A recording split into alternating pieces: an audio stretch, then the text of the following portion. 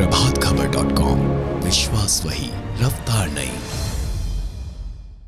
राष्ट्रीय अन्नदाता यूनियन के राष्ट्रीय अध्यक्ष रामनिवास यादव जी हमारे साथ हैं।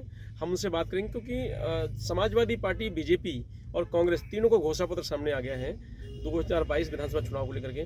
तो किसानों की लड़ाई लड़ रहे हैं लगातार। इस पर हम बात करेंगे कि क्या कुछ है घोषणा पत्र में। तीनों को घोषणा पत्र देखने के बाद आपको क्या लगता है, क्या कुछ घोषणा पत्र में? और नहीं, हमारी पूरी जो हाई पावर कमेटी हमारी यूनियन की है, हम सब लोगों ने आज बैठ के जब तीनों के घोषणा पत्र देखे तो निश्चित रूप से समाजवादी पार्टी और कांग्रेस का जो घोषणा पत्र था वो किसानों के साथ छलावा था, और भारतीय जनता पार्टी का जो संकल्प पत्र आया है वो निश्चित रूप से किसानों की आय बढ़ाने वाला। जिस तरह उन्होंने किसानों को सिंचाई के लिए बिजली मुफ्त घोषणा की, निश्चित रूप से बहुत बड़ा क्रांतिकारी निर्णय है।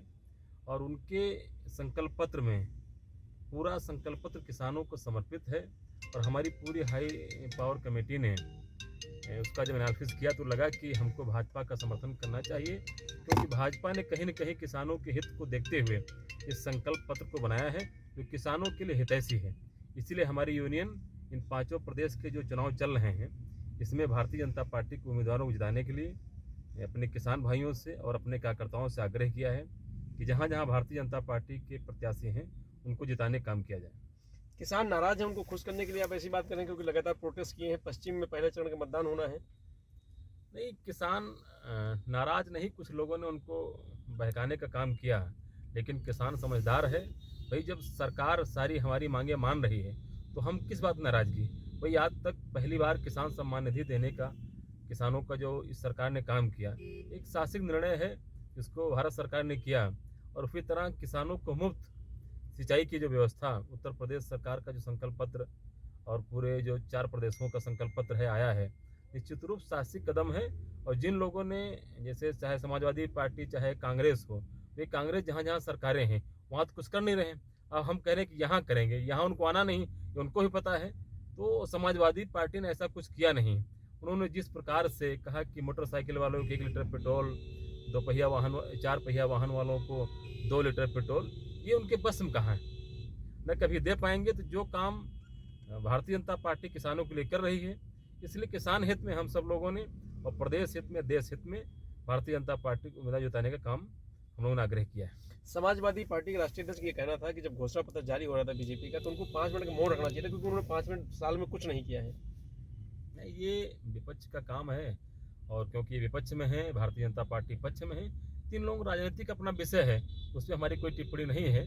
लेकिन क्योंकि किसानों के लिए हित में जो दल काम कर रहा है, हम उसके समर्थन में हैं। तो तीनों लोगों ने कर्ज माफी की बात कही है, तीनों लोगों ने कहा है कि गन्ने का मूल्य बढ़ना चाहिए। कांग्रेस ने तय कर दिया है कि गन्ना का रेट 400 होना चाहिए।